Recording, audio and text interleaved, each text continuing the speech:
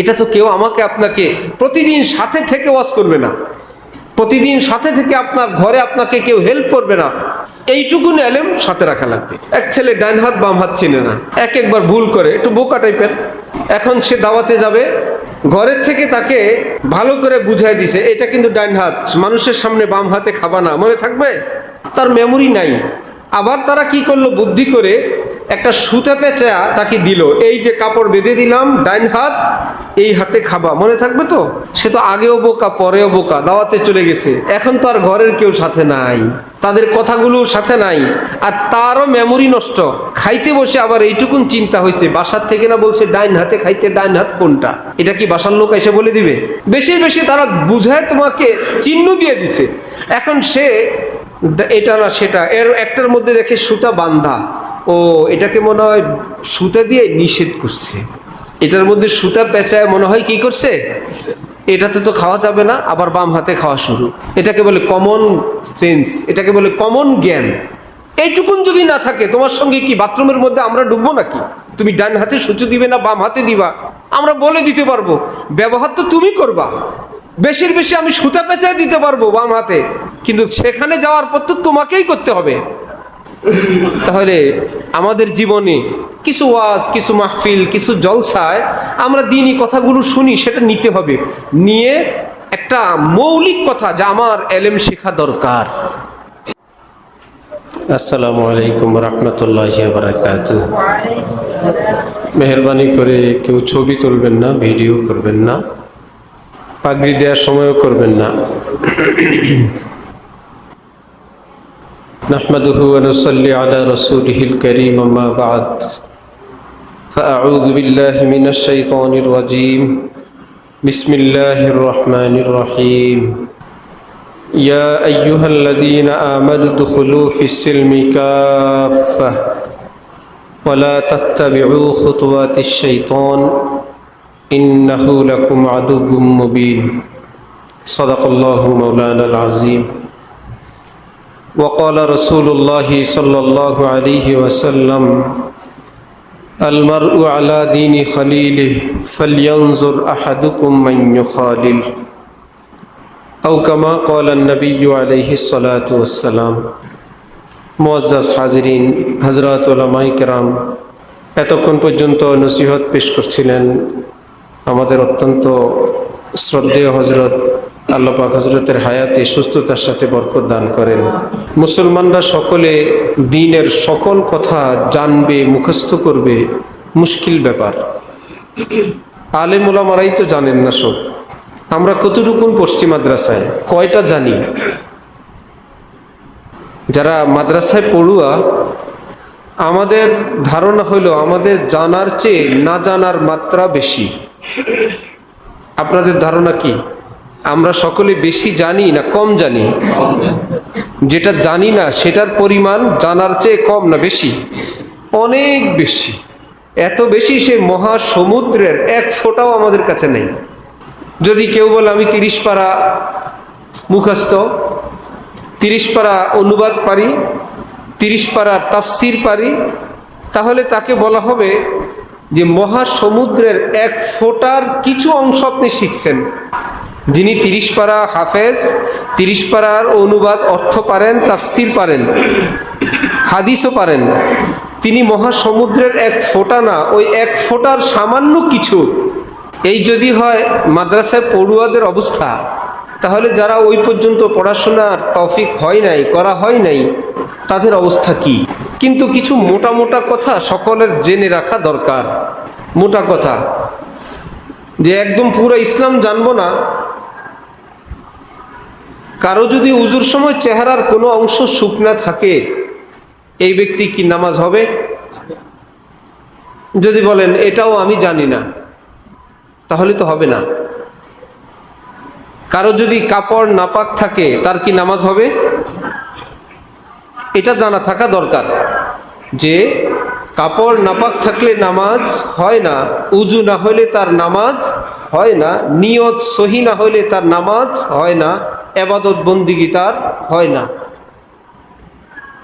ঠিক এইরকম একটা মোটা কথা হলো সাহাবাই কেরাম থেকে নিয়ে এ পর্যন্ত চার সিলসিলা, চার মাযহাব, বিনা মাযহাব, পৃথিবীর সকল আলেম একমত একটা কথার উপরে, মানে হাজার হাজার লক্ষ কথার উপরে। এর মধ্যে একটা কথা, কুল্লু মান আসাল্লাহ ফাহুয়া জাহিল। যে ব্যক্তি কোনো গুনায় ডুবে থাকে, কবিরা গুনায় ডুবে থাকা কোনো মানুষ আলেম না। কবিরা গুনায় ডুবে থাকা মানুষ কি না? আলেম না। যদি সে হাফিজ সাহেব হয়, বুখারী পুরোটা মুখস্থ পারে, দেশ বিদেশের ডিগ্রি স্কলার, আরবিতে বক্তৃতা পারে, হাদিসের নম্বর সহ বলতে পারে, কিন্তু আগের থিওরি অনুযায়ী কোনো কবিরা গুনায়, একটা কবিরা গুনায় অভ্যস্ত মানুষ, বেশি লাগবে না, একটা কবিরা গুনায় অভ্যস্ত, তো সাহাবীদের থেকে নিয়ে এই পর্যন্ত সবাই একমত ওই ব্যক্তি আলেম না। তাহলে এই জ্ঞানীরে কি বলবেন? এই লোকের নাম আরবি শিক্ষিত মানুষ। এই ব্যক্তির নাম কি? আরবি শিক্ষিত মানুষ, আলেম না। কি মুশকিল! কোরআন শরীফ আল্লাহ পাক বলছেন, ইন্নামা ইয়াখশাল্লাহা মিন ইবাদিহিল উলামা। আলেম যে হবে তার মধ্যে তো আমার ভয় অবশ্যই থাকবে। যার মধ্যে আমার ভয় নাই সে আলেম না। হ্যাঁ, কোনো আলেম থেকে ভুল, বিচ্যুতি, অ্যাক্সিডেন্ট, কবিরা গুনাহ হইতে পারে। আমি কি বলছিলাম? কবিরা গুনাহ হওয়া না ডুবে থাকা? ডুবে থাকা, খুব খেয়াল করবেন। অভ্যস্ত হওয়া, জেনে বুঝেও ওই কবিরা গুনার মধ্যেই পড়ে থাকা। আমরা জীবনে কেউ পা পিছলে পড়ে গেছি, কেউ কাদার ভিতরে পড়ে গেছি, কেউ ড্রেনের মধ্যে পড়ে গেছি। একটা হলো পড়ে যাওয়া, আরেকটা হলো ড্রেনের ভিতরে থাকা। একটা হলো কাদার ভিতরে পড়ে যাওয়া, আরেকটা কাদার মধ্যেই থাকা। দুইটা কি এক জিনিস? না, এক জিনিসটা হইতে পারে। নবীদের পরে আর কেউ মাসুম না, বেগুনাহ শুধু নবীরা, আর কি কেউ কোনো কি নাই, মাসুম নাই। গুনাহ হইতে পারে কিন্তু অভ্যস্ত হইতে পারবে না। মানুষ হিসাবে গুনাহ হইতে পারবে, সে কি হইতে পারবে না? গুনায় অভ্যস্ত হইতে পারবে না। যদি হয় তাহলে তার সাথে যে এলেম, ওটা এলেম না। এলেমের দুইটা অর্থ। এক অর্থ হলো বিদ্যা, আরেক অর্থ হলো আসমানি বিদ্যা। এলেমের এক অর্থ হলো বিদ্যা, আর আরেক অর্থ হলো কি? তাহলে আমাদের দেশে আলেম বলতে কি শুধু শিক্ষিত মানুষকে বোঝায় না আলেমদেরকে? যারা আসমানি শিক্ষায় শিক্ষিত তাদেরকে কি বলে? আলেম। এমনি যদি শব্দের অর্থ নেই, এলেম অর্থ বিদ্যা, তাহলে তো যত শিক্ষিত মানুষ আছে সবাই কি আলেম? ভাই আপনি শিক্ষিত, আপনি আলেম। আলেম অর্থ শিক্ষিত। হাই স্কুল কলেজে গিয়ে বললেন, স্যার আপনি কিন্তু আলেম। ডাক্তার সাহেবকে বললেন, আপনি কিন্তু আলেম। কিসের?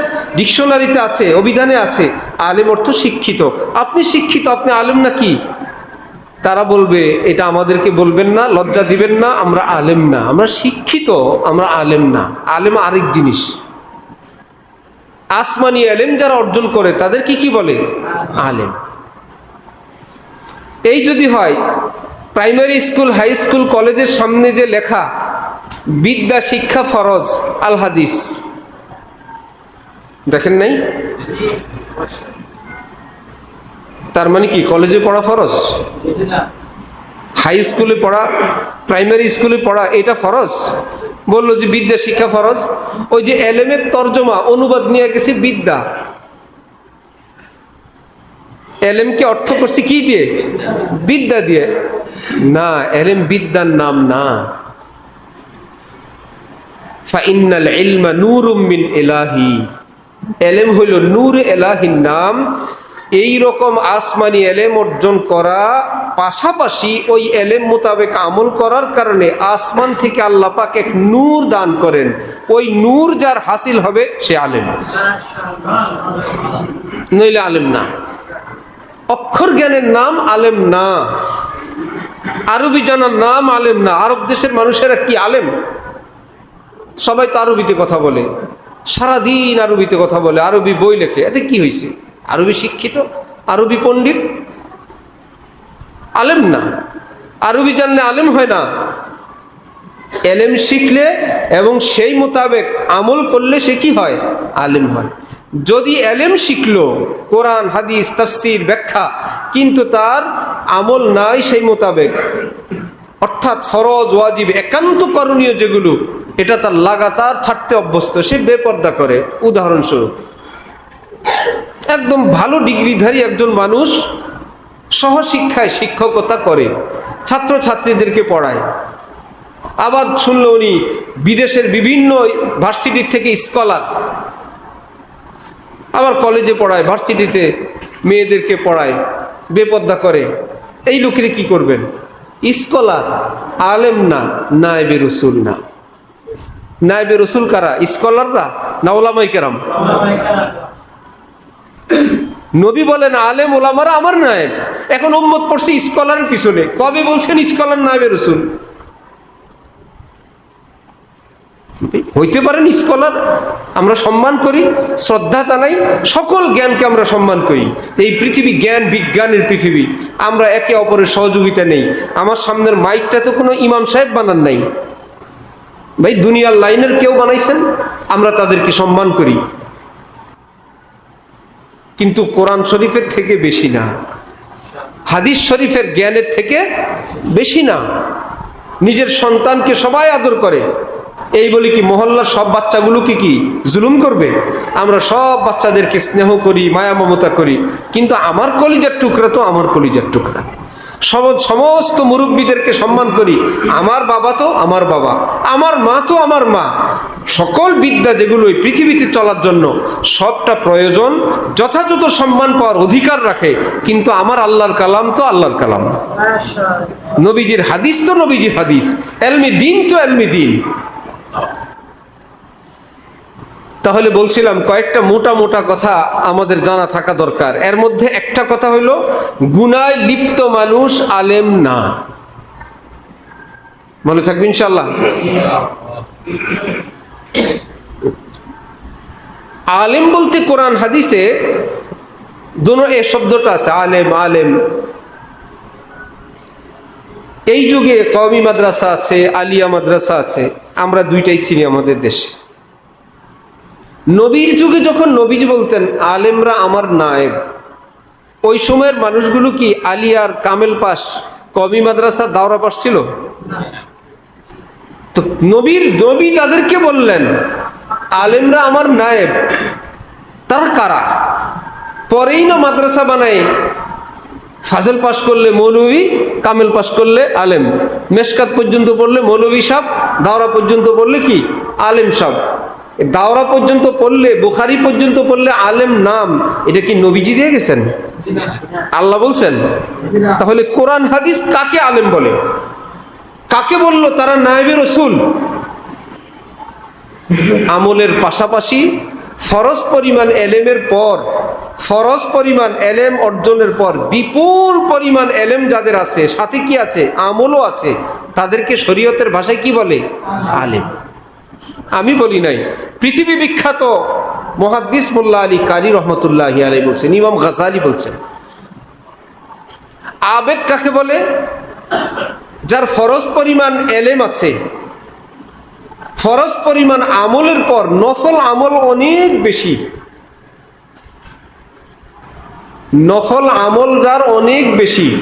ফরজ তো করে, নফলও করে, বিনা এলেমে না এলেম মোতাবেক? এলেম মোতাবেক নামাজ পড়ে, নামাজের মাসালা মাসাইল জানে, সূরা ফাতিহা কেরাত জানে, নামাজ ভঙ্গের কারণ জানে, সহু সেজদার কারণ জানে, সফর করলে কোন সফরে 4 রাকাত 2 রাকাত হয় জানে, বিয়ে করছে বউ বাচ্চার খবর জানে, ব্যবসা করে ব্যবসার মাসআলা জানে। এই লোকের নাম যদি এগুলো জানার পর আমল করে আর নফল অনেক বেশি করে, শরীয়তের ভাষায় তাকে বলে আবেদ। তাকে কি বলে? এলেম বেশি না, তার নফল আমল বেশি। আর যার এলেম বিপুল, পাশাপাশি তার কমন যে আমলগুলো সেটাও আছে, আর এলেমের মাত্রা অনেক, তাদের কি বলে? আলেম। যার এলেম বেশি, আলেম, এবাদত বেশি, কি আবেদ। এখন আমরা আলেম হওয়া তো দূরের কথা, আবেদ হইতেও পারি নাই। আবেদ হওয়া তো দূরের কথা, সাধারণ মুসলমান হইতেও পারি নাই। এক বুজুর্গ বলেন, শেখ সুদি, জাহেদ সুদি ও দানিশমন ই জুমলা সুদি বলে মুসলমান আর সুদি। ভাই পীর সাহেব হইছ, হজরত হইছ, ওয়াইজ হইছ, হুজুর হয়ে গেছ, সুফি সাহেব হইছ, যে সব কিছু হইছ, সুফি হইছ, দরবেশ হইছ, ইত্যাদি হইছ, কিন্তু টেস্ট করে দেখলাম তুমি এখনো মুসলমান হও নাই। কি হয় নাই? যেই ব্যক্তি এখনো মুসলমান হয় নাই, সে স্বপ্ন দেখে আলেমের, সে স্বপ্নে দেখে আবেদের, নিজেকে মনে করে বুজুর্গ, নিজেকে মনে করে পরহেজগার। পরহেজগার তো পরে, একজন ন্যূনতম মুসলমান তো হওয়া লাগবে।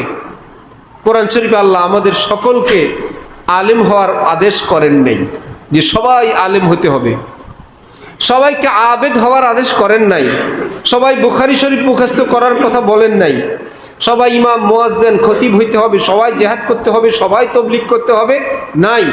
কিন্তু সবাইকে মুসলমান হইতে বলছেন। সবাইকে কি হইতে বলছেন? কেমন মুসলমান? ল্যাংড়া মুসলমান না সুস্থ মুসলমান? এইটুকুন হইলে আমাদের হয়ে যাবে। এটা দ্বিতীয় কথা আমার। গুনায় লিপ্ত মানুষ আলেম হইতে পারে না, এক। দ্বিতীয় হলো, নারী পুরুষ পৃথিবীর সকল মুসলমান যে দাবি করে আমি একজন মুসলিম, তার পাক্কা মুসলমান হওয়া ফরজে আইন। পাক্কা মুসলমান হওয়া কি? বাবা তার ছেলেকে যখন পড়ায় স্কুলে, মাদ্রাসায়, তখন কি কামনা করেন? এক বিষয়, দুই বিষয় পাস, না সকল বিষয়ে পাস? কমপক্ষে পাস করে আসবি, এক বিষয় যেন ফেল না করো। ঠিক একজন মুসলিমের কিছু বিষয় আছে, অনেক স্ট্যান্ডার্ড স্পেশাল নাম্বার যদি নাও পাই, ওই বিষয়গুলোতে আমাদের আপনাকে 5 নাম্বার পেয়ে আমি একজন মুসলিম, এটা ফরজ। যেটাকে নবীজি বলছেন, তলাবুল ইলমি ফারিজাতুন আলা কুল্লি মুসলিম। সকল মুসলমান নরনারী যে বলবে আমি একজন মুসলিম, তার জন্য মুসলিম হিসাবে বেঁচে থাকার এলেম অর্জন করা কি নফল না ফরজ?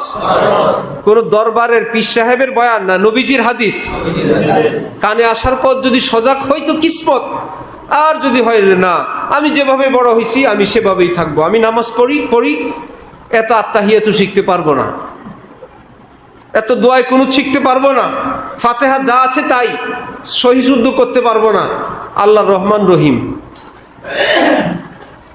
হ্যাঁ, আল্লাহর রহমান রহিম এই কথা ইয়াকিন করা ফরজ, পাশাপাশি আল্লাহর হুকুম মানাও ফরজ।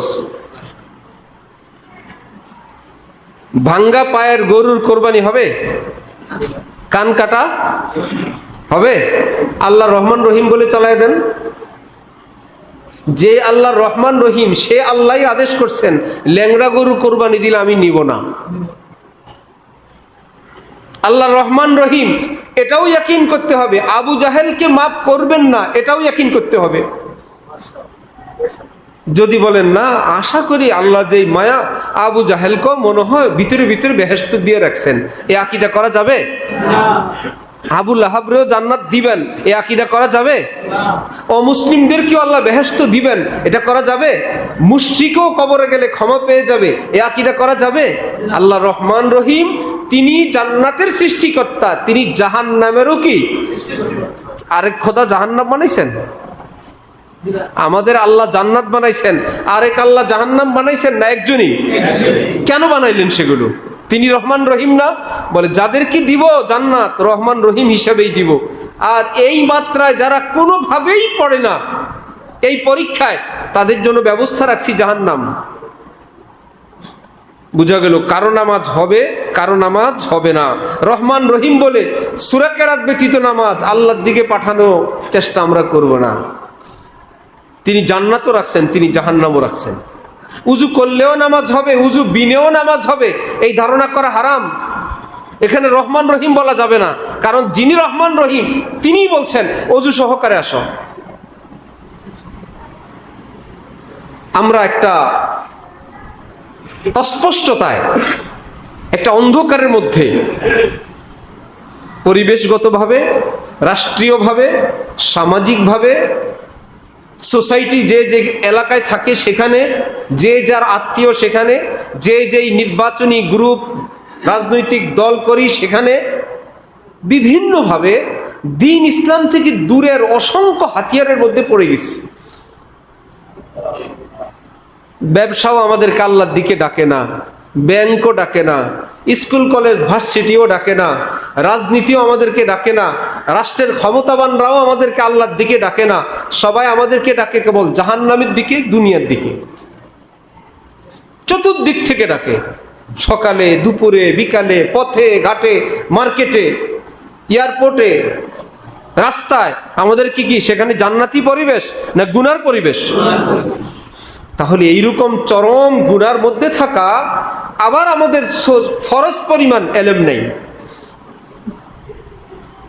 যেই ব্যক্তি পানিতে ডুবে যায়, নৌকা ডুবি, লঞ্চ ডুবি, ট্রলার ডুবি, সেই ব্যক্তি যদি জানে এই দিকে কিনারা, তাহলে তো তার একটা খোঁজ খবর আছে।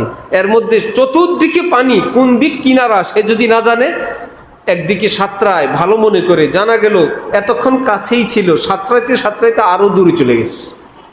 কেন রে ভাই, কেন গেল সেই দিকে? আমি তো ভাবছিলাম এদিকে গেলে কুল পাবো,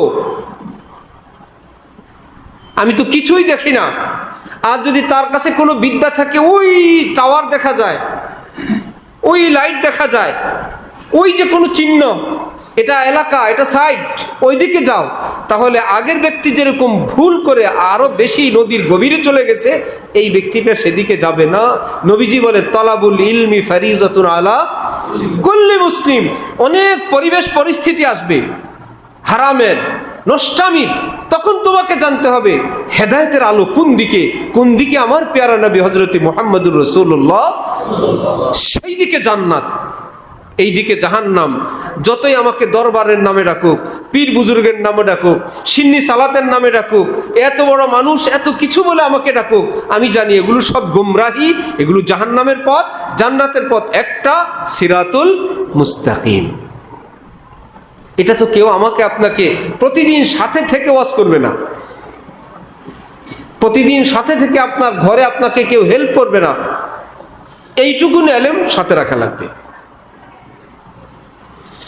এক ছেলে ডান হাত বাম হাত চিনে না, একবার ভুল করে, একটু বোকা টাইপের। এখন সে দাওয়াতে যাবে, ঘরের থেকে তাকে ভালো করে বুঝাই দিছে এটা কিন্তু ডান হাত, মানুষের সামনে বাম হাতে খাবা না। মনে থাকবে? থাকবে। তার মেমোরি নাই। আবার তারা কি করলো, বুদ্ধি করে একটা সুতা পেঁচা তাকে দিল, এই যে কাপড় বেঁধে দিলাম, ডান হাত এই হাতে খাবা, মনে থাকবে তো? সে তো আগেও বোকা, পরেও বোকা, দাওয়াতে চলে গেছে। এখন তো আর ঘরের কেউ সাথে নাই, তাদের কথাগুলো সাথে নাই, আর তারও মেমোরি নষ্ট। খাইতে বসে আবার এইটুকুন চিন্তা হয়েছে, বাসার থেকে না বলছে ডাইন হাতে খাইতে, ডাইন হাত কোনটা? এটা কি বাসার লোক এসে বলে দিবে? বেশি বেশি তারা বুঝায় তোমাকে চিহ্ন দিয়ে দিছে। এখন সে এটা না সেটা, এর একটার মধ্যে দেখে সুতা বান্ধা, ও এটাকে মনে হয় সুতা দিয়ে নিষেধ করছে, এটার মধ্যে সুতা পেঁচায় মনে হয় কি করছে, এটাতে তো খাওয়া যাবে না, আবার বাম হাতে খাওয়া শুরু। এটাকে বলে কমন সেন্স, এটাকে বলে কমন জ্ঞান। এইটুকুন যদি না থাকে, তোমার সঙ্গে কি বাথরুমের মধ্যে আমরা ঢুকবো নাকি? তুমি ডান হাতে সূচু দিবে না বাম হাতে দিবা, আমরা বলে দিতে পারবো, ব্যবহার তো তুমি করবা। বেশির বেশি আমি সুতা পেঁচায় দিতে পারবো বাম হাতে, কিন্তু সেখানে যাওয়ার পর তো তোমাকেই করতে হবে। তাহলে আমাদের জীবনে কিছু ওয়াজ, কিছু মাহফিল, কিছু জলসায় আমরা দ্বীনি কথাগুলো শুনি, সেটা নিতে হবে। নিয়ে একটা মৌলিক কথা যে আমার এলেম শেখা দরকার। একজন আলেমের নিকট একদিন একটা আয়াত শিখি, ইমাম সাহেবের হাতে পায়ে ধরে হুজুর একটা মাসআলা শিখি, তাকবীরে তাহরিমা ফরজ, একদিন শিখলাম। নামাজের শুরুতে যে আল্লাহু আকবার বলি, এই তাকবীরটা কি? রুকুতে যাওয়ারটা কি? সেজদা যাওয়ারটা? সেজদা যাওয়ার আল্লাহু আকবার কি? কি বলে সবাই ঠিক মতো বলেন? সেজদা করা কি? আর সেজদা যাওয়ার আল্লাহু আকবার সুন্নত। অর্থাৎ প্রথম এক আল্লাহু আকবার ফরজ, আর শেষের আসসালামু আলাইকুম ওয়া রাহমাতুল্লাহ ওয়াজিব। এই ব্যতীত মধ্যখানের যা আছে সবগুলো কি? কিন্তু দেখতে কি বেশ কম লাগে? সব আল্লাহু আকবার তো আল্লাহু আকবারই। প্রথম আল্লাহু আকবার ও আল্লাহু আকবার, রুকুতে গেলাম সেটাও কি? শুনতে তো শুনলে একরকম, এবার আসছেন বিপদে পড়ছে কে? যে এসে দেখছে ইমাম সাহেব রুকুতে উঠে যাবে যাবে ভাব, সে ভাবলো প্রথম আল্লাহু আকবারের সময় নাই, রুকুর আল্লাহু আকবার বলে আমি নামাতে যাই, আল্লাহু আকবার। তাকবীর যেটা দিল এটা কোনটা দিল? প্রথমটা না দ্বিতীয়টা? দ্বিতীয়টা দিল। এটা কি বাদ গেছে? কি এইবার যতই কাবা শরীফের সামনে নামাজ পড়বেন বাবা, নামাজ হবে না। নামাজ তো স্টার্ট হয় নাই। নামাজ কি হয় নাই? যদি ওই রুকু বাদও যাইতো, যদি আপনি নামাজ জামাতে নাও পেতেন, আপনি যদি মাসবুক হইতেন আল্লাহু আকবার, আপনি নামাজ আল্লাহু আকবার দিয়ে তাহরিমুহা আত-তাকবীর, নবীজি বলছেন তাকবীরে তাহরিমা দিয়ে আল্লাহু আকবার বলে নামাজ শুরু করো, এটা ফরজ। তো ফরজটুকুন আদায় করলেন। আচ্ছা খেয়াল করবেন, কিন্তু রুকুতে যেতে আপনি আল্লাহু আকবার ভুলে গেছেন, নামাজ হবে। কারণ বাদ গেছে কি? ফরজ না সুন্নত? সুন্নত বাদ গেছে। আল্লাহু আকবার বলে দাঁড়ায় গেলেন, পরে বিনা আল্লাহু আকবারে আপনি রুকুতে চলে গেলেন, তাও নামাজ হবে। কারণ এখানে ছুটছে কি? ফরজ না সুন্নত। এলেম যদি না থাকে বলবেন একটা বললে আল্লাহু আকবার, ডাইরেক্ট অ্যাকশন রুকুতে চলে গেছে, রুকুত তাকবীর বলে বাদ চলে গেছে কি? ফরজ। তাহলে এবার আপনাদের কাছে জিজ্ঞেস করি, এলেম অর্জন করা কি নফল না ফরজ? এই এলেম কি আলেমের কাছে থাকবে না মুসলমানের কাছে থাকবে? মুসলমানের কাছে থাকবে। একদম নামাজ পড়ে ফেলছেন, আপনি জানতেন আপনার উজু আছে, উজু সহকারেই নামাজ পড়ছেন, এইবার আপনার নামাজের মধ্যখানে না, একদম সালাম ফেরানোর মুনাজাতের পরে মনে হয়েছে আমি না বাথরুমে গেছিলাম, আমি তো ভুলে গেছিলাম, বাথরুম থেকে আসার পর তো আমি উজু করি নাই। এখন আপনার এলেম এটা মুফতি সাহেবের কাছে থাকলে হবে না, এটা ওয়াজ মাহফিলে থাকলে হবে না, এটা আপনার কাছে থাকতে হবে। আমার নামাজ হয় নাই, আমাকে উজু করতে হবে, নামাজ আবার পড়তে হবে। এই এলেমটা কি আলেমের কাছে থাকবে না মুসলমানের কাছে? সব মুসলমানের কাছে। আপনি একটা মুরগি জবাই করলেন, ভাই মুসলমান গরু মুরগি প্রাণী জবাই করতে কি বলতে হয়? বিসমিল্লাহ আল্লাহু আকবার। এখন আপনার ছেলে জবাই করে দিছে, আপনি করে দিচ্ছেন, বিসমিল্লাহ তো ভুলে গেছেন, এখন কি হবে? মুফতি সাহেবের কাছে ফোন দিবেন? কত দিবেন? এদিকে রান্না বসাইছে, জামাই আসছে, মুফতি সাহেব ফোন ধরে না। এই এলেম আপনার লাগবে যে না, ফুকাহায়ে কেরাম বলছেন মুসলমান যদি ভুলবশত বিসমিল্লাহ আল্লাহু আকবার ভুলেও যায়, ভুলবশত বলা যদি ভুলেও যায়, অন্তরে তো আল্লাহর নাম আছে। আল্লাহর নবী বলছেন মুসলমান জবাই করলে ওই জবাই হালাল হয়ে গেছে। কিন্তু বিসমিল্লাহ আল্লাহু আকবার ছেড়ে দিছি কি ইচ্ছা করে না ভুলে? মাগার একই ব্যক্তি যদি ইচ্ছা করে ছাড়ে, হালাল না, হারাম। বিসমিল্লাহ আল্লাহু আকবার যদি ইচ্ছা করে বর্জন করে, বলবো না। আরেকজন বলে বলেন বলেন বিসমিল্লাহ আল্লাহু আকবার বলেন, সে আওয়াজ করেও বলে নাই, মনে মনেও বলে নাই, আরে জানা না বলবো না, মোল্লাগিরি ছাড়ো, মোল্লাগিরি ভালো লাগে না, হারাম খান।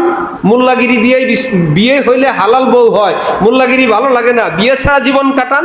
মোল্লাগিরি হলে 1 2 3 দিলে বউ থাকে না, আর মোল্লাগিরি ভালো লাগে না, 1 2 3 বলে না, সংসার করেন, যা হবে হালাল প্রোডাক্ট হবে না হারাম? মজা লয়েন পরে। মুখ একটা আছে আপনার, মোল্লাগিরি ভালো লাগে না, ইসলামকে আমরা এখানে নিতে চাই না, সেখানে নিতে চাই না, সমাজে নিতে চাই না, সংসদে নিতে চাই না, সচিবালয়ে নিতে চাই না, সেগুলো চলবে ইহুদি খ্রিস্টান সিস্টেমে, ইসলাম শুধু মসজিদে মসজিদে থাকবে। কত ফাইন সিস্টেম। তাহলে মুসলমানের সব জায়গায় ইসলাম প্রয়োজন। কি বলেন? খালি মসজিদ মাদ্রাসায় আমরা মুসলমান, বাহিরিকে আমরা মুসলমান না? যখন বিয়ে শাদিতে যাব আমরা মুসলমান না? যখন রাজনীতিতে যাব মুসলমান না? সচিবালয় মন্ত্রণালয়ে আমরা কি মুসলমান না? সংসদে কি মুসলমান না? মুসলমান যেখানে যাবে ইসলাম কি আলাদা থাকবে না সাথেই যাবে? মুসলমান যেখানে ইসলাম তার সাথে আছে।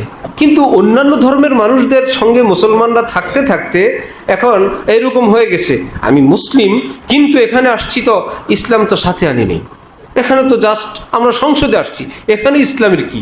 আপনি কি এখানে মুসলমান না? আপনি যদি সেখানে মৃত্যুবরণ করতে মৃত্যুর মুখে পড়েন, আপনি কি লা ইলাহা ইল্লাল্লাহ পড়বেন না? তখন আপনাকে যদি বলা হয় কালেমা তো সাথে আনা হয় নাই, আপনি তো কালিমা বিহীন এখানে আসছেন, সেখানে কি ইমান বিধ্বংসী কথা বললে ইমান যাবে না?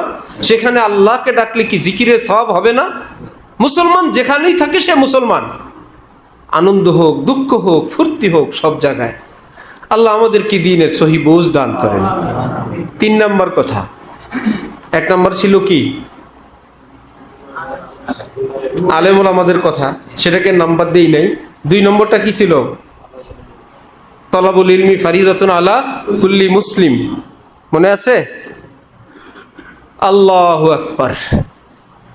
আরেকটা কথা হলো, নামাজ আমরা ডেলি 5 বার পড়ি। কেউ যদি জোহরের নামাজের পর বলে আমি আর নামাজ শেষ, আমি আর পড়বো না এখন নামাজ, ঠিক আছে। রোজার মাস বিহীন যদি আমি বলে আমি 1 মাস রোজা রাখছি আর সারা বছর রোজা রাখবো না, ঠিক আছে। হজ করছি, ফরজ হজ আদায় হয়ে গেছে, ঠিক আছে। ফরজ পরিমাণ দান জাকাত যা করতে হয়, ফিতরা যা দেওয়া দিতে হয়, ঠিক আছে। অর্থাৎ এই সমস্ত ইবাদত থেকে আমাদের ছুটি আছে। নামাজ শেষ তো নামাজ থেকে ছুটি, রোজা শেষ রোজা থেকে ছুটি, দান সদকা জাকাত শেষ সেটার থেকে ছুটি। কিন্তু আল্লাহ পাকের সন্তুষ্টির আশা, গুনাহ থেকে বেঁচে থাকা, এটার থেকে আমাদের কোনো ছুটি নাই। গুনাহ থেকে বেঁচে থাকার থেকে কি আমাদের ছুটি আছে?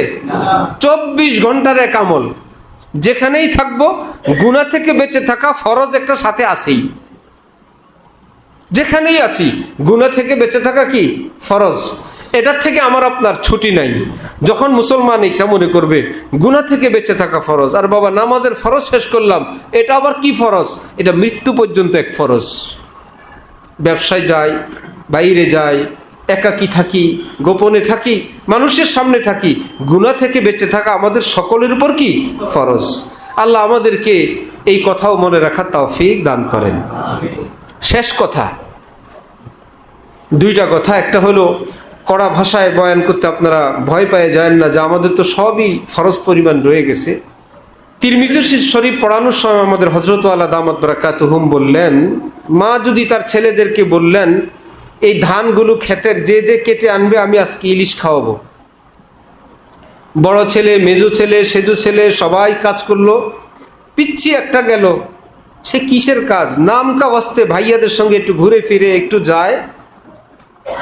বলেন তো রাতের বেলা যখন ইলিশ দিবে, ছোটরা কি ইলিশ দিবে না?